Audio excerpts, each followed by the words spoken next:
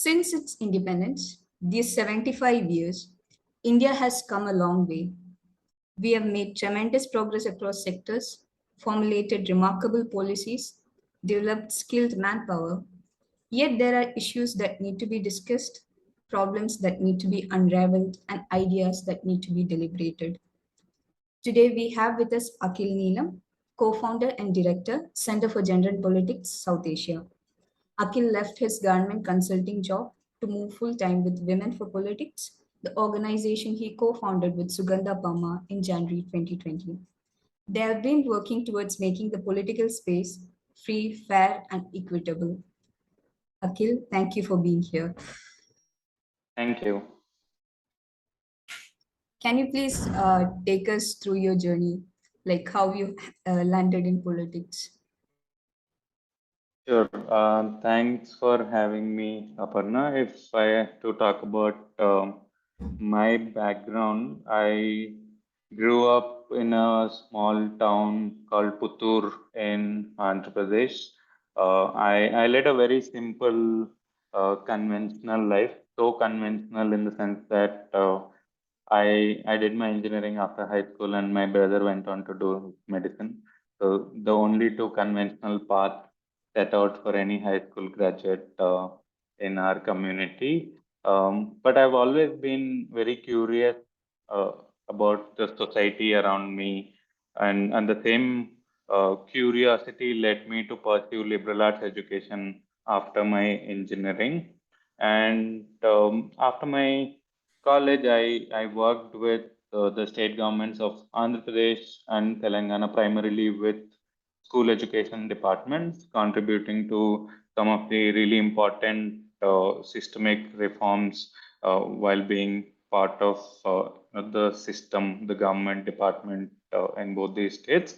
And today, along with my colleague Sugandha, I lead CGAP, Center for Gender and Politics, where we are trying to bridge the research gap on gender and electoral politics intersection in South Asian context. We started out as an initiative called Women for Politics almost 2 years ago. What started out as more like an awareness platform has now evolved into a think tank focusing on research, creating evidence, and looking for collaborations to contribute towards gender equality in political spaces.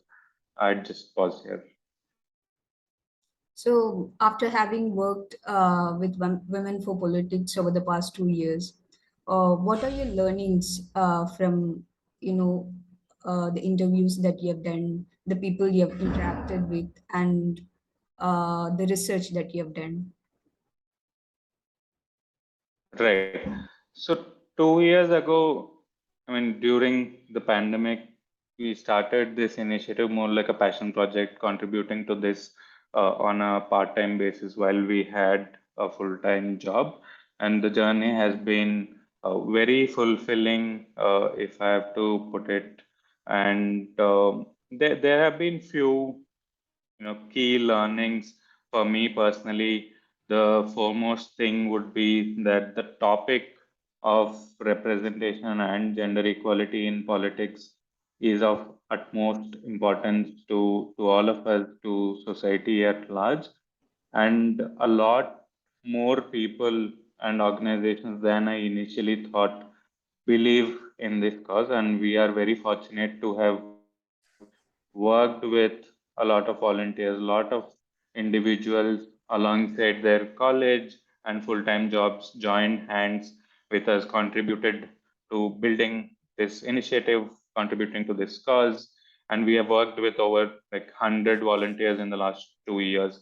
So that's one key learning there. And while working for the last like the in the initial 1 year, we observed that there is severe research gap that exists on gender and its intersection with electoral politics in South Asian context.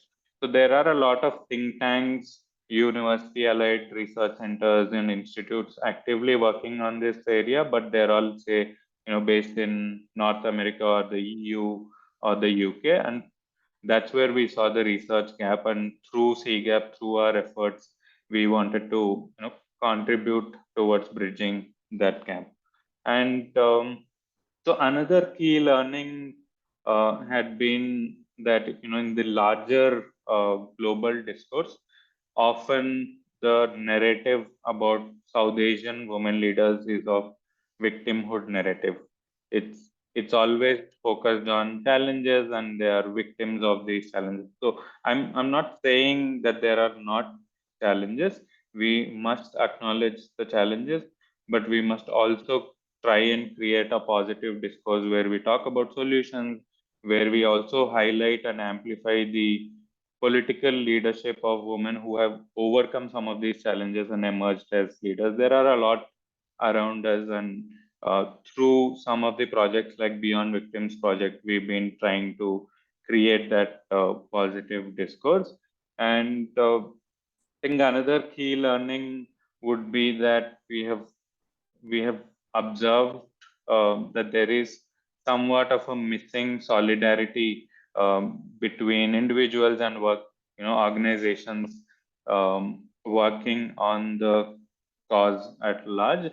And lately, there have been some efforts, and it's very heartening to see everyone trying to come together and contribute in a more effective way. And I think we would need to build more platforms like these, start more conversations, build better networks to share all our learnings and move forward in our contribution.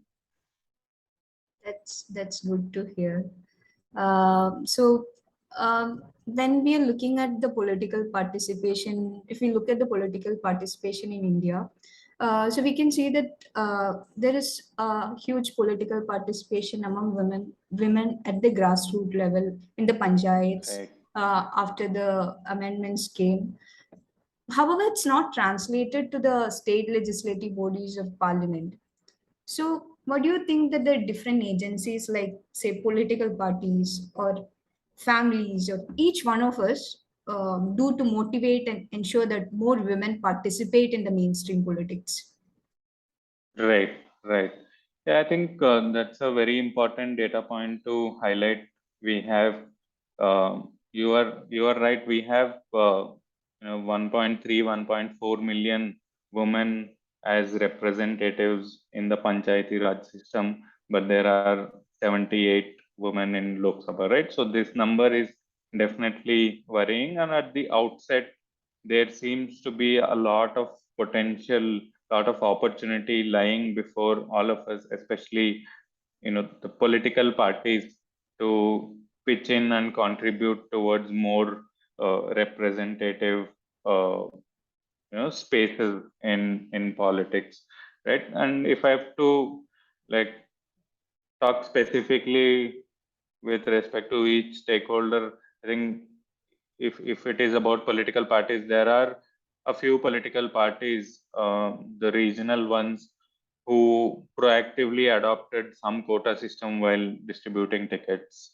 There is one in Bengal, there is one in Odisha, which have distributed 33%, 40% tickets to women when it came to parliamentary elections. So the two parties have done, and there's definitely scope for other parties to do that as well. And can we work with institutions like election commission or the parliament, the office of executive, to create an incentive system to nudge political parties to do this more, right? So those are some critical questions we can think of. And as civil society, of late, there have been a lot of work that is going into training women leaders, building their capacities, like designing a lot of advocacy efforts, awareness campaigns around the subject. I think we must continue, doing what we are doing towards the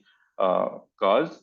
And as individuals, I think we should also have more conversations about this, mainstream a lot of these conversations, which will further lead to like-minded people coming together, working towards building solutions and taking all of our work forward. Okay. So you mentioned two political parties which have given party tickets. So how can we motivate other parties to, give these parties tickets, or how can the civil society demand better representation for women in political parties or in positions of power, for that matter? Right. So these days, I think with the last few elections, political parties seem to be taking women voters very seriously, not women representative yet. So we should find avenues to work with the political parties, institutions like Parliament, the Election Commission, and state governments. A lot of state governments, like although 73rd, 74th Amendment mandated only 33%, I think close to 20 states in India, state governments have uh, made that 50%, increased that quota to 50%. So I think it's important for all of us as civil society, as individuals, to work with different actors to think on solutions, uh, like be it through our advocacy efforts, creating more awareness around the subject, sensitizing more individuals to take up a lot of these conversations. I think we would be able to um, like nudge and also gather institutional support in creating somewhat of a incentive system, right? So there should be um, like political parties should be motivated for something to be able to like create those opportunities. And I think if it comes as an institutional support, it will be more sustainable. And for all of us, like working with these same institutions would, I think, make more sense in a long way. Institutional support in the sense? What can election commissions do, for example? How can those constitutional bodies create some sort of support mechanisms or incentive mechanisms to nudge political parties to do this, right? Because state governments have increased the quota to 50%. Now there is a system in place where a lot more women representatives are getting elected in the states. Okay, So so that sort of you are government-led suggesting policy. a top-down approach mostly. Yeah, so that sort of government-led policy support, where things are more institutionalized and it becomes sustainable in the long run.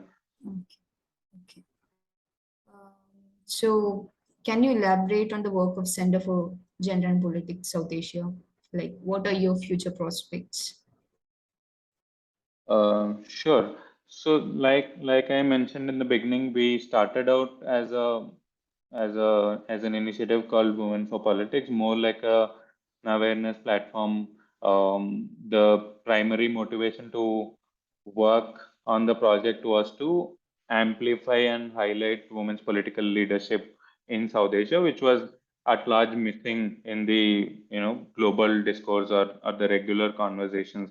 So we delved deeper into understanding women's political careers and also the role of men's allyship and how different stakeholders play a role in a political journey of a woman in South Asia. And towards this effort, we published 20 plus interviews, majorly with Indian political leaders, but also leaders from Bhutan, Afghanistan, Sri Lanka, and Pakistan.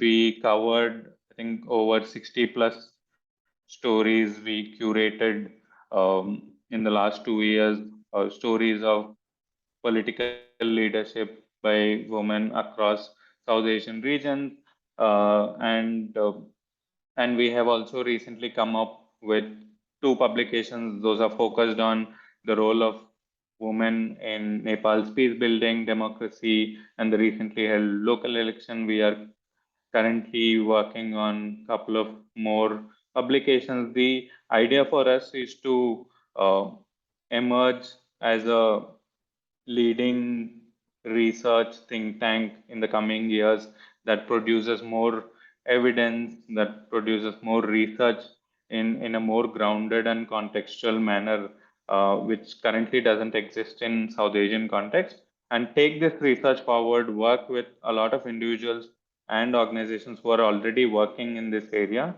work with them to implement some of the research findings, implement those learnings, advocate with all the stakeholders, including political parties, government, and civil society actors, to take forward, some of the findings and analysis that comes out of this research. Okay. That was an insightful conversation, Akhil. Thank you for this conversation and all the best for your future works. Thank you, Akhil. Thank you. Thanks for having me.